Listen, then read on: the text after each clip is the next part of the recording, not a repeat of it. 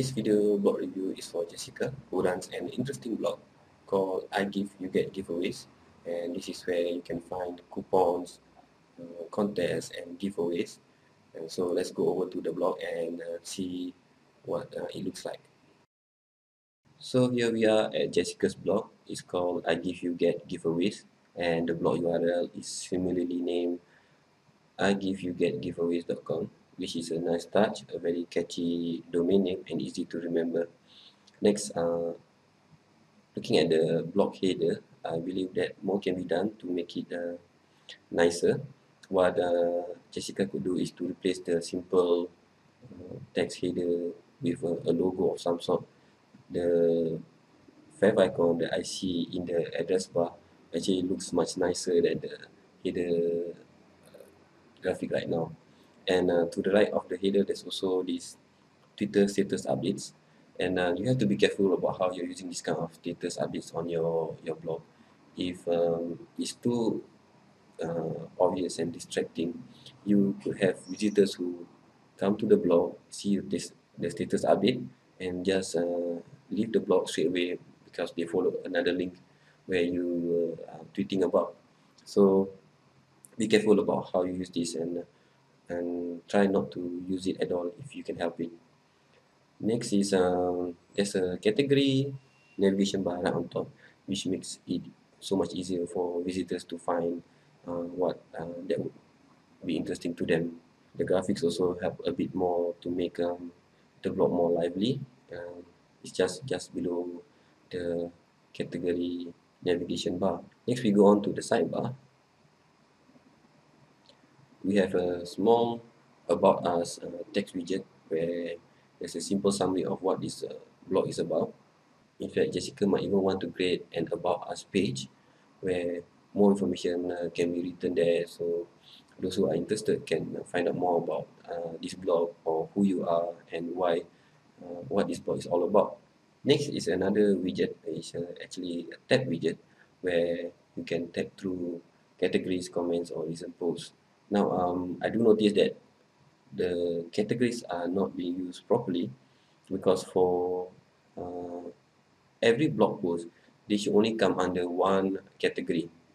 So this gives me a clue over here where the blog posts are using more than one category. So right on top, if I were to look again, we have this categories called giveaways, contests, coupon, and free samples, which is a great way to categorize the post. But to actually add in more information, more specific information, such as Canada, International, or United States, Jessica could use text instead. So there's a line there that you have to be careful about, what you should use categories for and what you should use text for. The rule of thumb that I use is categories are more general in nature, whereas for text are very specific.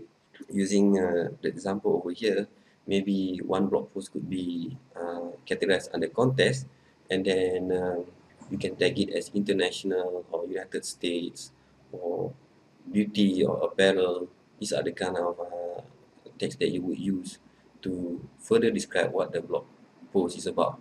There's a nice set of icons for which links to Jessica's fan page, Twitter account, and even the RSS feed.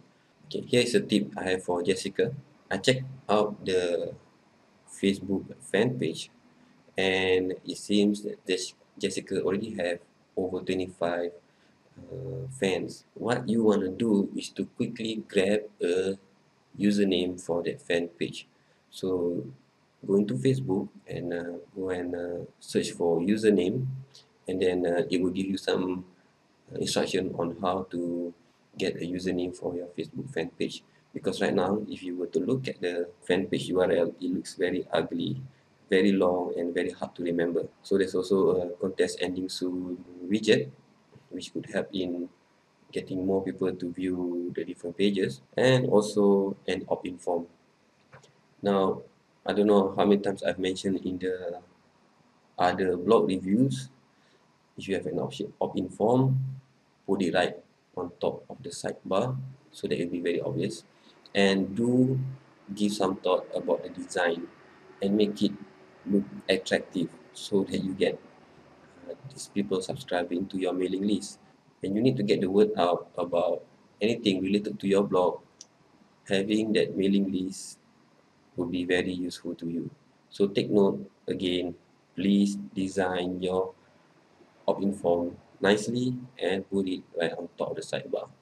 Next is the another widget, feature contest widget with a nice picture of those what's being offered. So if you want to, Jessica could also make this into a link, but right now it's just an image. The only way to go to get more information about this iPad is to click on this text link. So it would be nice if I could actually click on the image itself. And there's a lot of stuff over here making it very messy actually. All the contests, coupons, all the categories with all the listing inside there. For now, maybe there isn't much blog post in there. It looks okay, but when you have a bigger list of stuff to put there, it's going to be very hard to look through. So take note whether you actually need to do this for the sidebar. Now there are some other widgets over here which I don't think that it is totally necessary. I mean, do you really need to tell people that you are proudly listed on this site, or do you need to tell people that you are networked with other blogs, and the keywords is actually the text, like I mentioned earlier. Um, the tags are not used properly. Now it seems that the categories and tags are overlapping. They are using the same keyword. So, like I mentioned earlier, Jessica might want to rethink how she's going to put a blog post into different categories and what kind of text she wants to use. Next is the statistic widget.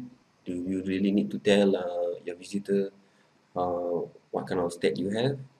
You know, it will just bring your visitors to another website, which is totally unnecessary.